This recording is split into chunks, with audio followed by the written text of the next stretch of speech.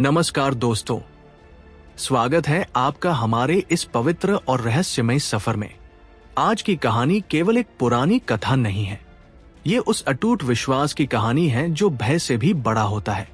ये उस भक्ति की कहानी है जो मृत्यु के सामने भी नहीं झुकती, और यह उस अहंकार के अंत की कहानी है जो खुद को भगवान से भी बड़ा समझ बैठता है। इसलिए इस कहानी को अंत तक जरूर सुनिए, क्योंकि इसके अंत में जो हुआ उसने पूरी दुनिया को यह सिखा दिया कि सच्ची भक्ति के सामने सबसे बड़ी शक्ति भी हार जाती है।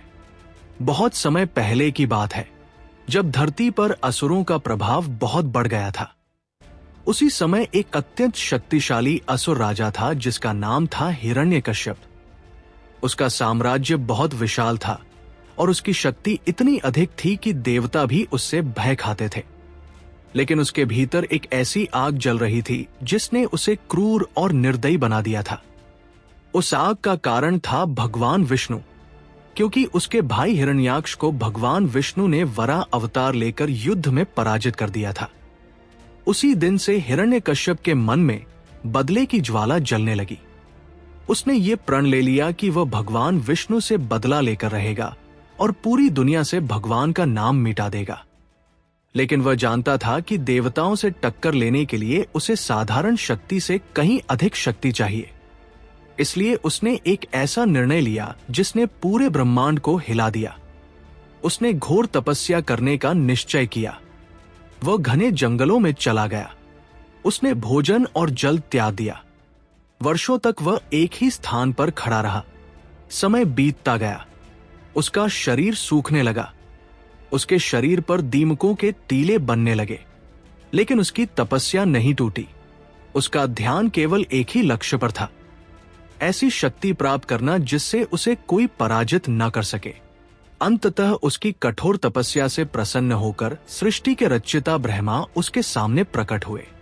उन्होंने कहा कि उसकी तपस्या से वे अत्यंत प्रसन्न हैं और वह उनसे कोई भी वरदान मांग सकता है। हिरण्यकश्यप बहुत चालाक था।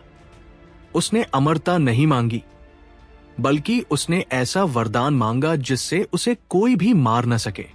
उसने कहा कि उसे न कोई मनुष्य मार सके और न कोई पशु। उसका अंत न दिन में हो और न रात में, न धरती पर हो और न आकाश में, न किसी अस्त्र से और न किसी शस्त्र से।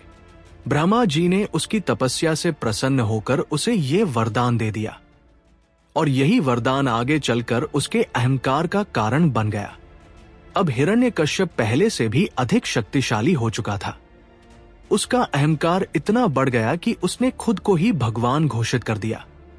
उसने अपने पूरे राज्य में आदेश दे दिया कि अब कोई भी भगवान विष्णु की पूजा नहीं करेगा। जो भी भगवान का नाम लेगा उसे कठोर दंड दिया जाएगा। पूरे राज्य में भय का वातावरण फैल गया। मंदिरों में पूजा बंद होने लगी।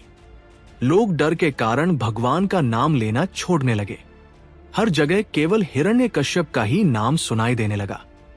लेकिन उसी राजा के घर एक पुत्र का जन्म हुआ, और वही बालक आगे चलकर उस अहंकार को चुनौती देने वाला था। उस बालक का नाम था प्रहलाद। प्रहलाद बचपन से ही बहुत शांत और सरल स्वभाव का था, लेकिन उसके हृदय में भगवान विष्णु के प्रति गहरी भक्ति थी। वो हर समय भगवान का नाम जपता रहता था। खेलते समय भी, पढ़ते समय भी और सोते समय भी उसके होठों पर हमेशा भगवान का नाम रहता था। जब ये बात धीरे धीरे पूरे महल में फैलने लगी, तो एक दिन यह खबर स्वयं हिरण्यकश्यप तक भी पहुंच गई। पहले तो उसे विश्वास ही नहीं हुआ, लेकिन जब उसने अपने ही पुत्र को भगवान विष्णु का नाम लेते देखा, तो उसका क्रोध भड़क उठा। उसने प्रहलाद को अपने सामने बुलाया और गुस्से में पूछा कि उसे ये सब किसने सिखाया। प्रहलाद ने शांत स्वर में उत्तर दिया कि संसार के सच्चे स्वामी भगवान विष्णु हैं। वही सबकी रक्षा करते हैं और वही हर जगह उपस्थित है। ये सुनकर हिरण्यकश्यप का क्रोध और भी बढ़ गया। उसे ये बात बिल्कुल भी सहन नहीं हुई कि उसका अपना पुत्र ही उसके आदेश का विरोध कर रहा है। उसने प्रहलाद को मारने के कई प्रयास किए। कभी उसे ऊंचे पहाड़ से नीचे फेंक दिया गया, कभी जहरीले सांपों के बीच डाल दिया गया, कभी हाथियों से कुचलवाने की कोशिश की गई, लेकिन हर बार कुछ न कुछ ऐसा हुआ कि प्रहलाद बच गया, क्योंकि उसके मन में भगवान के प्रति अटूट विश्वास था। फिर एक दिन हिरण्यकश्यप ने अपनी बहन होलिका को बुलाया।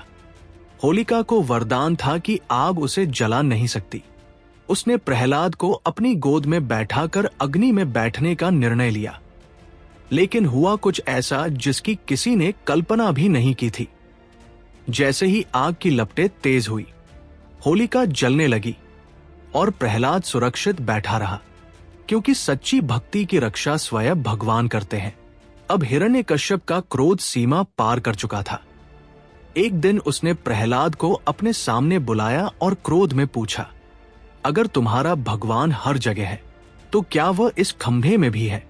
प्रहलाद ने बिना डरे उत्तर दिया, हाँ, भगवान हर जगह है। यह सुनकर हिरण्यकश्यप ने गुस्से में उस खंभे पर जोर से प्रहार किया और उसी क्षण एक भयानक गर्जना पूरे महल में गूंज उठी। खंभा फट गया और उसके अंदर से एक अद्भुत और भयानक रूप प्रकट हुआ। वो न पूरा मनुष्य था और न पूरा पशु। वह थे भगवान नरसिंह। आधा सिंह और आधा मनुष्य का ये रूप इतना तेजस्वी और शक्तिशाली था कि पूरे महल में भय फैल गया।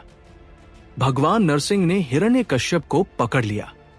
उस समय संध्या का समय था, जो न दिन था और न रात। उन्होंने उसे महल की चौखट पर पकड़ लिया, जो न पूरी तरह अंदर थी और न बाहर। उन्होंने उसे अपनी गोद में उठा लिया, जो न धरती थी और न आकाश, और फिर अपने नाखूनों से उसका अंत कर दिया। इस प्रकार भगवान ने उसके वरदान की हर शर्त को तोड़ते हुए उसका वध किया। उस दिन पूरी दुनिया ने यह देखा कि सच्ची भक्ति कितनी शक्तिशाली होती है। एक छोटा सा बालक जिसकी आस्था अटूट थी, उसकी रक्षा के लिए स्वयं भगवान को पृथ्वी पर आना पड़ा।